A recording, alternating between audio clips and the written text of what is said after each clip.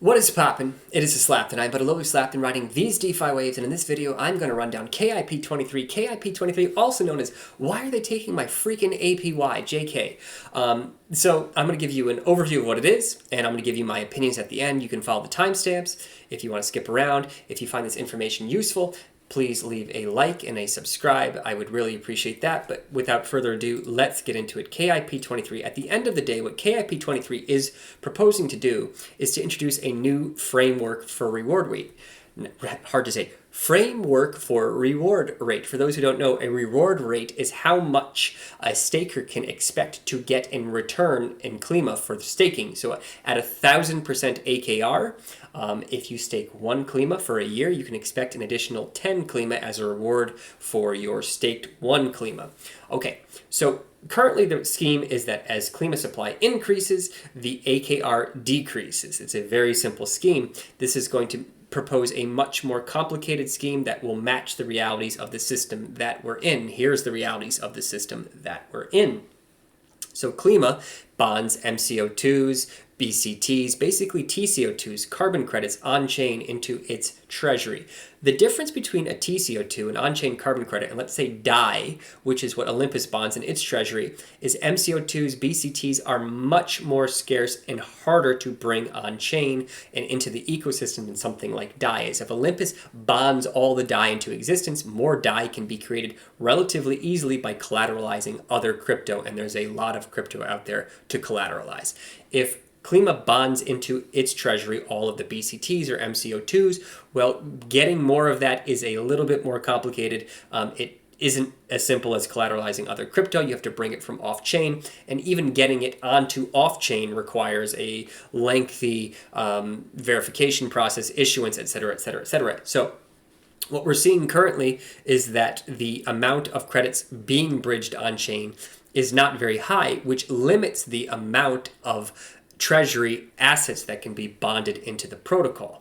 Now, this has an effect on emissions and reward rate because emissions and reward rate are paid out through bonding revenue, in part by bonding revenue, and at this point, mostly by bonding revenue. Okay, so if there isn't a lot of bond revenue going into the treasury, then you have to lower the reward rate to stakers, or you risk depleting your runway. And your runway would be how many days you can pay out stakers if bonding were at 0. And why it's important to keep a large runway is for security and also instilling confidence in future investors that the protocol is solvent and sustainable.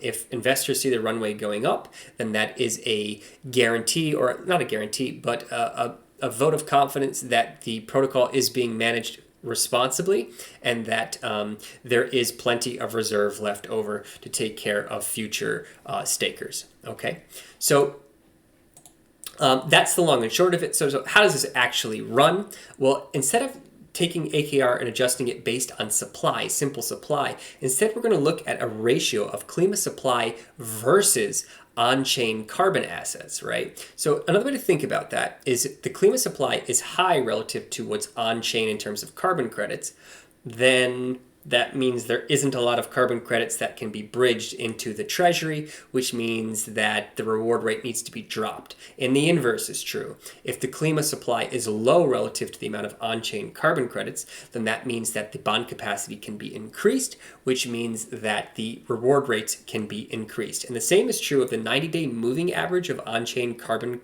supply growth versus the Klima supply growth. So if it looks like more carbon is being moved on-chain over the last 90 days relative to how Klima is growing, then you can increase the bond capacity, you can get more assets into the treasury, and you can increase the reward rate, and the inverse would also be true. I will leave a link to this. Of course, you can take a look at all of these pretty graphics and play with them in your head. But at the end of the day, if there isn't a lot of carbon credits being moved on-chain, then the reward rate goes down, and the inverse is true. So the initial conditions would reduce the 1,000% AKR that we have now to about 300% baseline. Now that can be decreased even further to 100% if inverse bonds are introduced or regular bonds are turned off. And here's the rationale for that. If you have inverse bonds, if they're introduced, it's because Klima has fallen below the price of its backing, which means that you want to dry up or remove Klima supply. So you would allow bonding into the treasury and you'd be pulling out its underlying assets. And in doing so, you would find price equilibrium between Klima and its underlying assets. But it wouldn't make sense to simultaneously allow for Klima to be dried up through inverse bonds while you're emitting a lot of rewards to stakers. It's counterintuitive. So if we find ourselves in a position where we need inverse bonds or bonding is turned off entirely, then the reward rate needs to be dropped to accomplish the goal of finding price equilibrium between Klima and the underlying asset. The second thing is that these reward rates are dynamic. So instead of having a static reward rate and you're waiting for the next supply increase, these can be adjusted, right? And it will be based on what we see, what I described before, so growth. If growth is higher than expected, then you get to increase the AKR. If it's lower than expected, you get to decrease the AKR. Dynamic AKR, very cool stuff. So there is some disclaimers in this that are worth mentioning. So policy will be the ones pulling these strings and making regular updates to AKR based on the data they're seeing. The goal is in the future for this to be moved to a thermostat style, a gauge voting that the community can do in a decentralized way, but that is not being promised. No timeline is given for that. It is just a hope. And the last thing is that there's a bit of data gathering that needs to be achieved, and this is not promised to be the final form of this. This is relatively new. This is complicated. There's a lot of math involved. There are possibly unknown unknowns, and this is Klima forging its own path, independent of Olympus. Olympus does not have the same challenges that Klima has.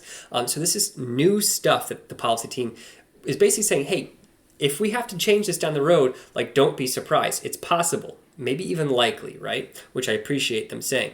So now, my final opinion on all of this, because I'm sure you guys care. I like it, and I like it for a couple reasons. And here's the first thing, is why do we have AKR? Why do we have reward rates at all? Well, one reason to have reward rates is to grow the supply of Klima so that it can achieve its goal of being the reserve currency of on-chain carbon credits, right? Because one of the prerequisites of being a good reserve currency is to have deep liquidity or a lot of supply. But in this current market where everybody's just trying to survive the recession, the pullback, the bear, whatever you want to call it, there isn't a burgeoning on-chain carbon market. There really isn't a need. There really isn't a demand for more Klima to become the central trading pair. It really is just survival mode for I would say every crypto at this point. Maybe excluding Bitcoin and Ethereum, but everything else, the goal right now isn't to expand rapidly, etc. It's just to build solidly and survive and be ready for the next wave of growth, okay? So I don't think there's any reason to expand Klima supply currently because the markets really aren't there to meet it. Number two, the reason to give out AKR is to offset bond dilutions and to give stakers an incentive to stay staked. Because bonders are given a discount, and they're given Klima for what they bond to the protocol, and new Klima is being minted through bonding, then the stakers are losing a bit of their market share every time bonding happens. So this is, giving reward rates to stakers keeps them incentivized to stay staked and endure the loss to bonders, the bonder dilution. Okay, but if there isn't a lot of bonding going on right now, then the reward rate can be lowered. I'm fine with that. And then finally, here's probably the most important thing, is AKR does not correlate to higher gains in USD or fiat. It never did, it doesn't, it never will, okay? And it's a very simple way to explain this. If the supply of Klima is going up, if all things being equal, then the price will decrease and the market cap will stay the same. Increasing supply does not increase the value or the market cap of Klima, because if you increase supply, you tend to see sell-offs to match that, to find that equilibrium, right? So the last thing is, if I'm and you and we are all, 90% of us are all staying staked, 90% of all Klima is being staked and getting the same exact amount of AKR, same reward rate, same emissions from staking, then none of us are increasing our share of our market cap. We are just keeping up with inflation. So At the end of the day, I personally do not even care about reward rate because I don't believe that it is a sustainable or legitimate way to generate value. In my humble belief, in my humble opinion, the way that protocols can generate value is through creating organic demand, external demand for their product and their underlying assets. If we can get TradFi companies, crypto entities, and individuals to buy into on-chain carbon, Klima, and let's say BCT, MCO2, etc., then we will create value for the protocol. That's the name of the game, and that's going to take a little bit of time. And if that means we get to buy ourselves more time with lower reward rates, I am all for it. Anyway, that's my opinion. You guys tell me what you think. Tell me why I'm right. Tell me why I'm wrong. Tell me whatever you want. Just keep it civil. I will catch you guys all in the next one. Above all else, remember to ape responsibly. Will ya? Peace, dudes and dudettes.